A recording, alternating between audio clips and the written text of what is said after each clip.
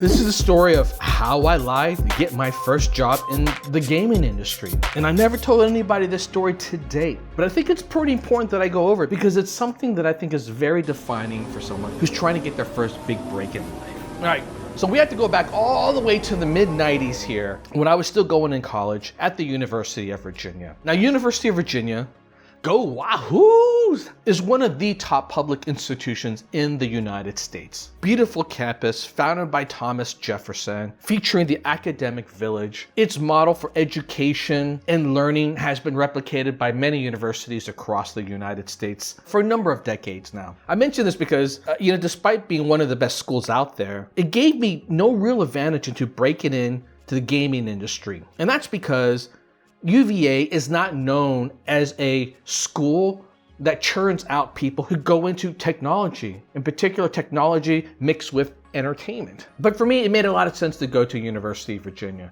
because at that time I lived in Virginia and I qualified as an in-state student, which is about 1/4 of the price that you would have to pay if you came from out of state. But I knew I wanted to get into games from a very, very early age. I created my first video game when I was just in 8th grade. I played video games my whole life. Shoot, I was even a collegiate champion for video games at the University of Virginia. Back then, and some of you old school gamers might remember this, Sega used to hold collegiate tournaments across the US. I entered, was number 1 from my school, and I went on to compete with the top 20 or so contestants from around the United States. And I won some pretty big prizes. I think pretty much my first year of income, I pretty much paid for tuition and everything I wanted for that first year in college. Shoot, I love video games so much, I was almost kicked out of the University of Virginia because I played games all the time, never went to class, ended up failing a required class that I needed in order to graduate. And that's when the dean came to me and said, "John, you do this again and you are out of here." So basically I had to get my act together. But I knew by the time I was going to graduate, that was a path that I wanted to go down. And quite frankly, a lot of people, from my friends to my family, knew that's where my heart was. Part of the reason why University of Virginia is such an elite institution is because they do a really good job of helping students find jobs. In fact, that type of statistic that helps them keep that number 1 status is so important to them.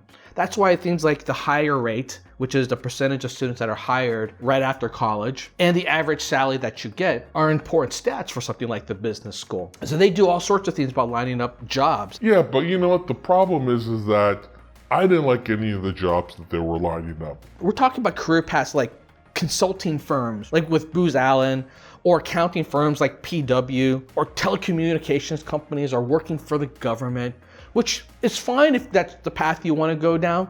A lot of my friends ended up going down those paths, and I was envious because right out of the college, they were able to lease their first BMW and drive it around town. And, for something like that to happen right out of college was very enviable. These were the kind of jobs that people from the University of Virginia typically got out of business school. But that's not what I wanted to do. So I had to go find my own solutions here. So back when I was doing all this research, the internet really hadn't come along. There was no online job boards. You couldn't just go to a gaming website and look for their job section and apply. Shoot, you still had to go through old newspaper ads back then to try to find those classifieds in the back of the newspaper to see if there were any opportunities.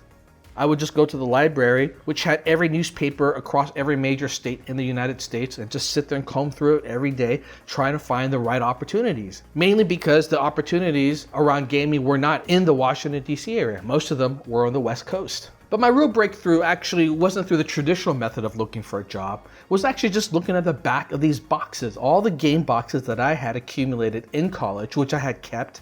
Well, they oftentimes had the publisher listed on it, and the address or some bit of information where you could try to get more information. Sometimes I'll call customer support to try to get through to the main corporate line, or sometimes they would have an address there. I would be able to piece together enough of it to find out who I needed to get in contact with to follow up with a job request. And it worked. I actually got an interview with a company called Mindscape. You're probably going, Mindscape? What the hell is Mindscape? Well, it was a company that was actually pretty popular back in the day.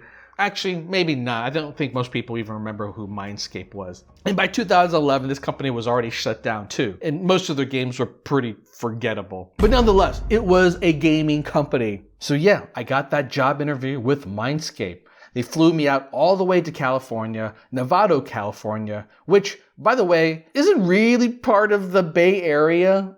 I mean, I guess technically it is around San Francisco Bay Area, but I had this impression that I was coming to the big city of San Francisco, and by the time you drive out to Nevada, which is up north, it's like semi-rural. Just no one lived out there back then, and I didn't even care. I had this impression that I was going to go to some big fancy office with the latest technology, but none of that was there. I mean, I remember that first interview and just walking around the office, and it honestly just looked like a dorm room with a bunch of computers and equipment just thrown all over the place. A lot of dead kits and electronic bits were all over the place. It honestly felt more like a workshop than an office environment. But I just remember that interview was just all about me showcasing how much I loved games and how much I love talking about them, not just from a player, but from a design standpoint, because it was a job to be a video game designer. I was talking about all these different ways that I would think about game design. And they actually even showed me some of the games they had worked on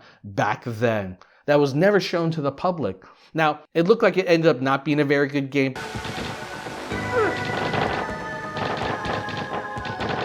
But what's important was that I think I aced the job interview. Went back home a couple weeks later, sitting on the edge of my seat, just wondering, oh my God, did I get the job? And lo and behold, I got the job. I was elated, as you can imagine. Told my family, told my friends. Finally, after all those years growing up, telling my parents that this is something I wanted to do, even though back then a game job really wasn't actually a career path, I was proving that I could make it happen. But unfortunately, things didn't work out that well. Because a couple of weeks later, I got another reply from the company saying that, unfortunately, the game project that I was interviewing for was no longer going to move on. I was devastated. I can't even express how completely sullen I was, because everything that I had hyped, everything that I had said that was coming true, instantly fell apart. And in fact, I was so devastated that I couldn't even tell anybody. And this leads to my first big lie in terms of how I broke into the game industry. I had lied to everyone I knew that I got the job and I was still moving out. And in fact, I committed to the action. I sold all my stuff after school, packed everything I had into my Honda Del Sol, which isn't small, so I had very, very little, and just drove cross country out west. They thought I was going to go to a new job, a new opportunity. The truth is, I was going out there just to find a job. Now, the reason why I thought it was important to lie at that time, beyond the fact that I had a really bruised ego, was that I knew that I had to continue to commit to this dream. And my fear was if I had told my family about this, they would have pretty much goaded me, forced me down a different path, because they had already done that before. You see, when I was in college, I tried to study different things that I thought would be interesting and helpful towards breaking into the game industry. I wanted to major in studio arts, things that was interactive with some technology. And the minute my father had heard this, he flew out all the way from Taiwan, which is where he lived at the time, just to tell me in my face, no way are you going to be able to do that. No way. You need to pick a major that's much more stable. We paid for your college. This is how Asian people do it, and yada, yada, yada. That's what I ended up doing. I switched my major towards business and actually ended up having a double major in marketing and management. Now, what I didn't tell my father and the rest of my family was that I continued to finish up the courses around the things I want to do in gaming. So I got a minor in studio arts and took a lot of classes in technology as well. Do whatever it takes to carve your own path. Have your stuff prepared. Really go after with gusto and just realize that you could be suffering for a long time before you eventually get your big break. Now, I tell you this story because, as you can imagine, I did get my first big break in the gaming industry sometime after that. I'll save that story for another time if you like to hear it. So, make sure you subscribe, leave a comment or two, and let me know. And I'm happy to tell you when it ended up happening.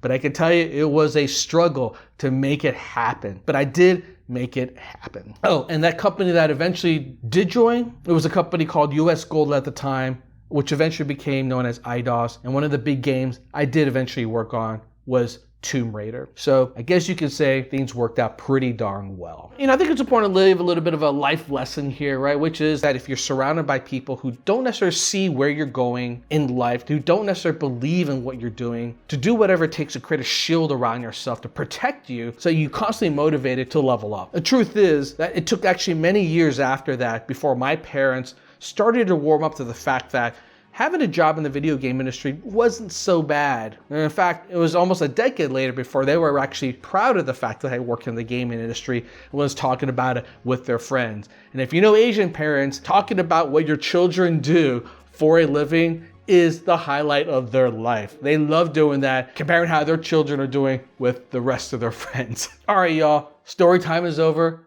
Peace out.